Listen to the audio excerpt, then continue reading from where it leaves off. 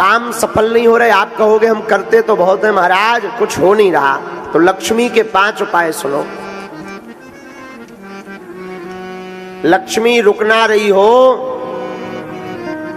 तो आप अपने घर पर पीले रंग के कपड़ा में चावल रखकर 7 तांबे के सिक्का, 7 तांबे के सिक्का और 5 गोमती चक्र, गोमेद चक्र भी कहते हैं, जो समुद्र में मिलते हैं लेकिन दुकानों पर 2-2, 5-5 रुपया में प्राप्त हो जाते हैं। तो 7 तांबे के सिक्का, 5 गोमेत्र चक्र, पीले रंग का 1.25 मीटर कपड़ा, उसमें 1.25 किलो या 3 मुट्ठी चावल डालकर गुरुवार के दिन श्री लक्ष्मी माता के 108 नाम अथवा पर 3 माला ओम श्रीम नमः, ओम श्रीम नमः, इस मंत्र का जाप करके पोटली को बांधकर अपनी तिजोरी में आप रख लीजिए।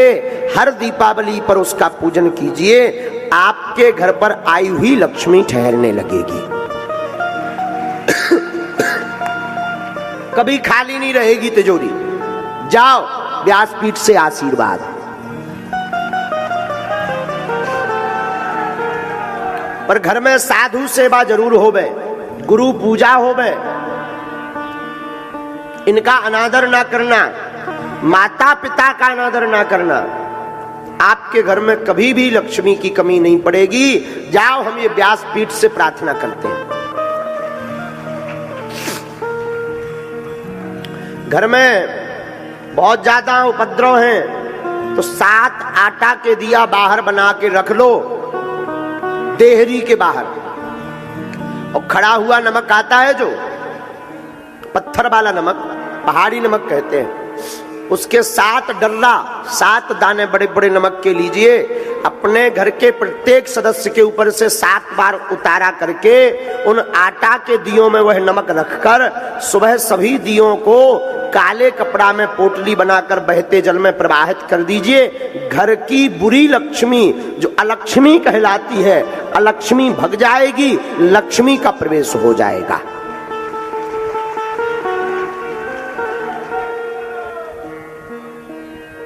आपके घर में कलेश बनता तो कल हमने उपाय आपको बता दिया। काम सफल नहीं होते, बहुत रोजगार के लिए घूम रहे हो तो सुनो, नोट कर लो।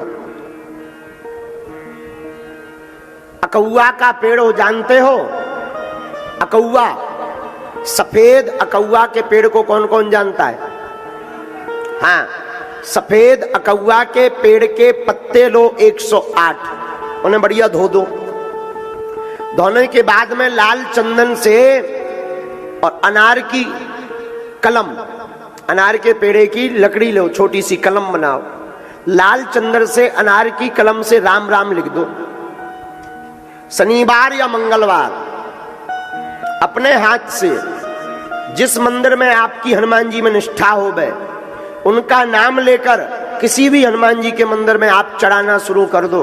15 दिन में एक बार, हर शनिवार या महीने में एक बार जाओ, वो तुम करके आओगे और बागेश्वर धाम की पेशी करोगे तो कभी तुम्हें जिंदगी में पीछे मुड़ के नहीं देखना पड़ेगा।